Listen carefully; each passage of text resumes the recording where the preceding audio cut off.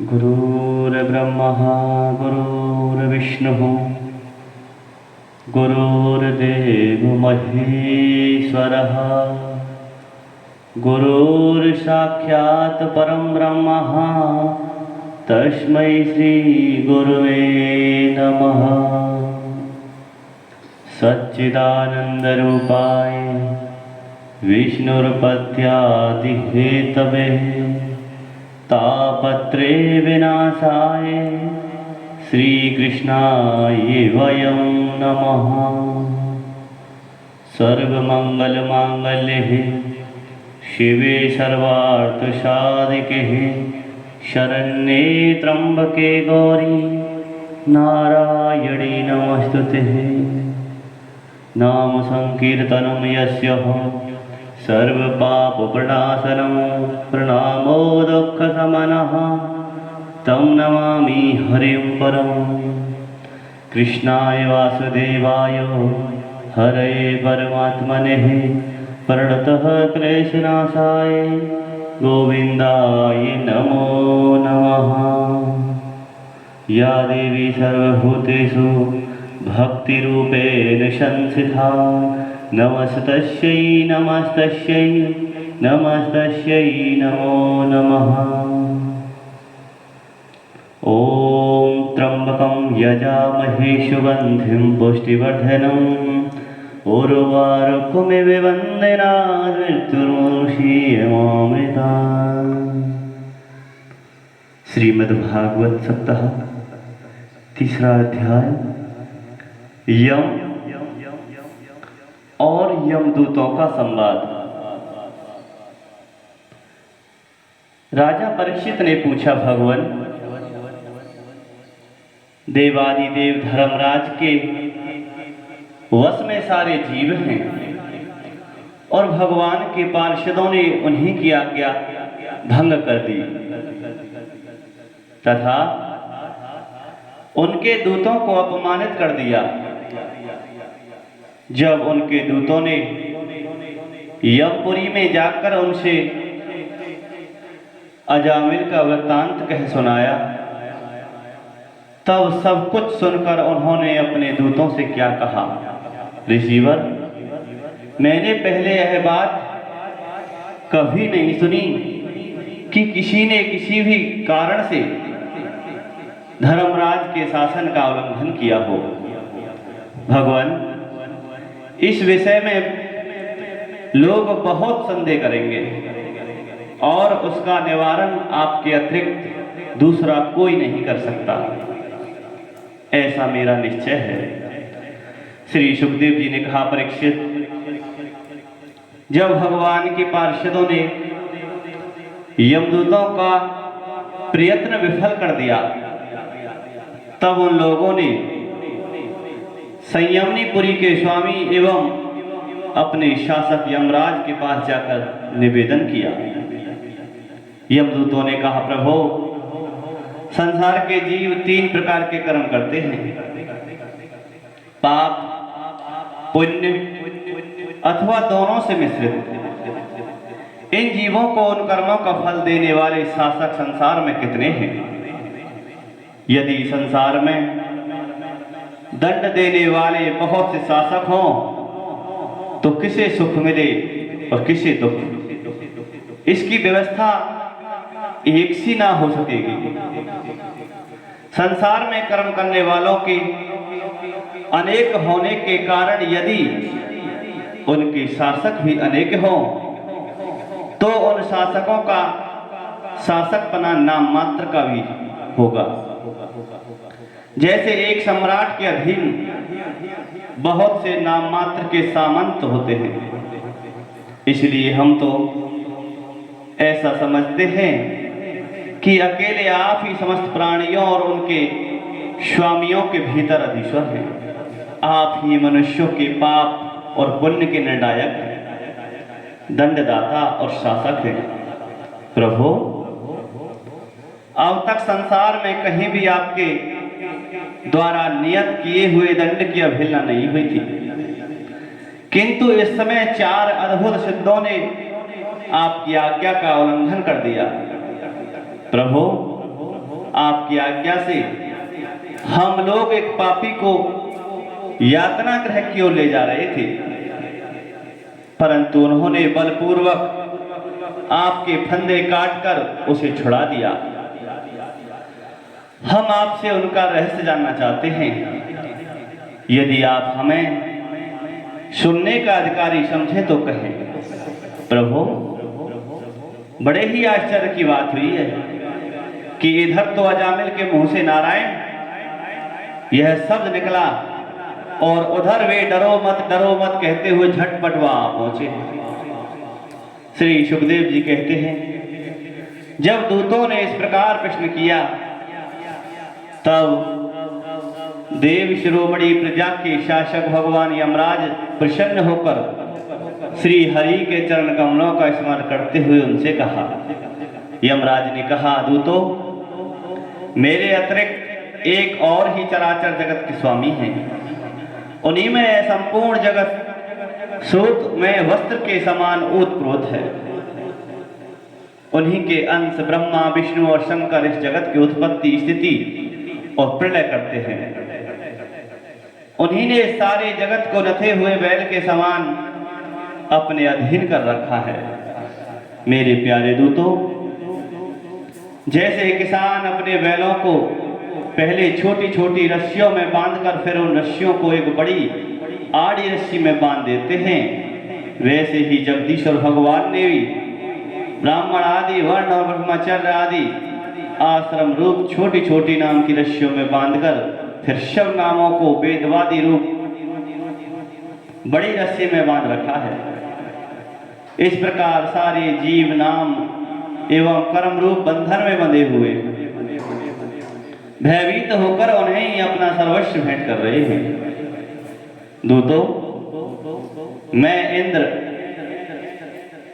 निरति ही वरुण, चंद्रमा, अग्नि, शंकर, वायु, सूर्य, ब्रह्मा, 12 आदित्य, विश्व देवता, 8 वसु, साध्य, 49 मरुत, सिद्ध, 11 रुद्र, रजोगुण एवं तमोगुण से रहित भृगु आदि प्रजापति और बड़े बड़े देवता, सबके सब सत्व प्रधान होने पर भी उनकी माया के अधीन हैं तथा भगवान कब क्या किस रूप में करना चाहते हैं इस बात को नहीं जानते। तब दूसरों की तो बात ही क्या है। दूतों, जिस प्रकार घटपट आदि रूपवान पदार्थ अपने प्रकाशक नेत्र को नहीं देख सकते, वैसे ही अंतकरण में अपने साक्षी रूप से स्थित परमात्मा को कोई भी प्राणी इंद्रिय, मन और प्राण, हृदय, वाणी आदि किसी भी साधन के द्वारा नहीं जान सकता। वे प्रभु सबके स्वामी और स्वयं परम स्वतंत्र हैं। उन्हीं मायापति पुरुषोत्तम के दूत उन्हीं के समान परम मनोहर रूप गुण और स्वभाव से संपन्न होकर इस लोक में प्राय विचरण किया करते हैं। विष्णु भगवान के ईश्वर पूजित एवं परम अलौकिक पार्षदों का दर्शन बड़ा दुर्लभ है। वे भगवान के भक्तजनों को उनके शत्रुओं से, मुझसे और अग्नि आदि सब विपत्तियों से सर्वथा सुरक्षित रखते हैं। स्वयं भगवान ने ही धर्म की मर्यादा का निर्माण किया है। उसे ना तो ऋषि जानते हैं और ना देवता या सिद्धगण ही। ऐसी स्थिति में मनुष्य विद्याधर, चारण और असुर आदि तो जान ही कैसे सकते हैं। भगवान के द्वारा निर्मित भागवत धर्म परम शुद्ध और अत्यंत गोपनीय है। उसे जानना बहुत ही कठिन है। जो उसे जान लेता है वह भगवत स्वरूप को प्राप्त हो जाता है। दूतों, भागवत धर्म का रहस्य हम 12 व्यक्ति जानते हैं। ब्रह्मा जी, देवर्षि नारद, भगवान शंकर, सनत कुमार, कपिल देव, स्वयंभू मनु, प्रहलाद, जनक, भीष्म पितामह, बलि, सुखदेव जी और मैं धर्मराज। इस जगत में जीवों के लिए बस यही सबसे बड़ा कर्तव्य परम धर्म है कि वे नाम कीर्तन आदि उपायों से भगवान के चरणों में भक्ति भाव प्राप्त कर ले। प्रिय दूतों, भगवान के नाम उच्चारण की महिमा तो देखो। अजामिल जैसा पापी भी एक बार नाम उच्चारण करने मात्र से मृत्युपाश से छुटकारा पा गया। भगवान के गुण लीला और नामों का भली भांति कीर्तन मनुष्यों के पापों का सर्वथा विनाश कर दे, यह कोई उसका बहुत बड़ा फल नहीं है।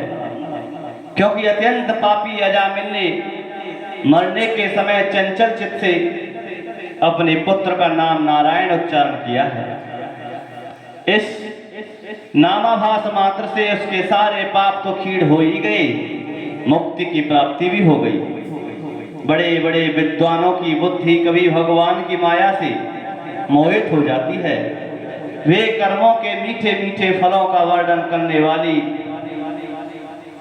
अर्थवाद रूपणी वेदवादी ही मोहित हो जाते हैं और यज्ञ यज्ञादि बड़े बड़े कर्मों में संलग्न रहते हैं तथा इस सुगमति सुगम भगवान नाम की महिमा को नहीं जानते। यह कितने खेद की बात है। प्रिय दूतों, बुद्धिमान पुरुष ऐसा विचार कर भगवान अनंत में संपूर्ण अंतकरण से अपना भक्ति भाव स्थापित करते हैं। वे मेरे दंड के पात्र नहीं हैं। पहली बात तो यह है कि वे पाप करते ही नहीं, परंतु यदि कदाचित संयोगवश कोई पाप बन भी जाए तो उसे भगवान का गुणगान तत्काल नष्ट कर देता है। जो समदर्शी साधु भगवान को ही अपना साध्य और साधन दोनों समझकर उन पर निर्भर हैं, बड़े बड़े देवता और सिद्ध उनके पवित्र चरित्र को प्रेम से गान किया करते हैं। मेरे दूतों, भगवान की गदा उनकी सदा रक्षा करती रहती है। उनके पास तुम लोग कभी भूल कर भी मत फटकना। उन्हें दंड देने की सामर्थ्य ना हम में है, ना साक्षात काल में ही है। बड़े बड़े परमहंस दिव्य रस के लोभ से संपूर्ण जगत और शरीर आदि से अपनी अहमता ममता हटाकर अकिंचन होकर निरंतर भगवान मुकुंद के पादारविंद का मकरंद रसपान करते हैं। जो दुष्ट उस दिव्य रस से विमुख हैं और नरक के दरवाजे पर घर गृहस्थी की तृष्णा का बोझ बांधकर उसे ढो रहे हैं, उन्हीं को मेरे पास बार बार लाया करो। जिनकी जीव भगवान के गुणों और नामों का उच्चारण नहीं करती, जिनका चित्त उनके चरण बिंदों का चिंतन नहीं करता, जिनका सिर एक बार भी भगवान श्री कृष्ण के चरणों में नहीं झुकता, उन भगवत सेवा विमुख पापियों को मेरे पास लाया करो। आज मेरे दूतों ने भगवान के पार्षदों का अपराध करके स्वयं भगवान का ही तिरस्कार किया है। यह मेरा ही अपराध है। पुराण पुरुष भगवान नारायण हम लोगों का यह अपराध क्षमा करें। हम अज्ञानी होने पर भी उनके निज जन और उनकी आज्ञा पाने के लिए अंजलि बांधकर सदा उत्सुक रहते हैं। अतः परम महिमान्वित भगवान के से योग्य हैं, वे क्षमा कर दें। मैं उन सर्वांतयामी एक रस अनंत प्रभु को नमस्कार करता हूँ। श्री सुखदेव जी कहते हैं, परीक्षित, इसलिए तुम ऐसा समझ लो कि बड़े से बड़े पापों का सर्वोत्तम अंतिम पाप वासनाओं को निर्मूल कर डालने वाला प्रायश्चित यही है कि केवल भगवान के गुणों लीलाओं और नामों का कीर्तन किया जाए। इसी से संसार का कल्याण हो सकता है। जो लोग बार बार भगवान के उदार और कृपापूर्ण चरित्रों का श्रवण कीर्तन करते हैं, उनके हृदय में प्रेममयी भक्ति का उदय हो जाता है। उस भक्ति से जैसी आत्म शुद्धि होती है, वैसी कृष्ण चांद्रायण आदि व्रतों से नहीं होती। जो मनुष्य भगवान श्री कृष्ण चंद्र के चरणाविंद मकरंद रस का लोभी भ्रमर है, वह स्वभाव से माया की आपातारम्भ दुख और पहले ही छोड़े हुए विषयों में फिर नहीं रमता। किंतु जो लोग उस दिव्य रस से विमुख हैं, कामनाओं ने जिनकी विवेक बुद्धि पर पानी फेर दिया है, वे अपने पापों का मार्जन करने के लिए पुनः प्रायश्चित रूप कर्म ही करते हैं। इससे होता यह है कि उनके कर्मों की वासना मिटती नहीं और वे फिर वैसे ही दोष कर बैठते हैं। परीक्षित, जब यमदूतों ने अपने स्वामी धर्मराज के मुख से इस प्रकार भगवान की महिमा सुनी और उसका स्मरण किया, तब उनके आश्चर्य की सीमा ना रही। तभी से वे धर्मराज की बात पर विश्वास करके अपने नाश की आशंका से भगवान के आश्रित भक्तों के पास नहीं जाते, और तो क्या, वे उनकी ओर आंख उठाकर देखते भी नहीं, उनसे डरते हैं। प्रिय परीक्षित, यह इतिहास परम गोपनीय अत्यंत रहस्यमय है। मलय पर्वत पर विराजमान भगवान अगस्त जी ने श्री हरि की पूजा करते समय मुझे यह सुनाया है।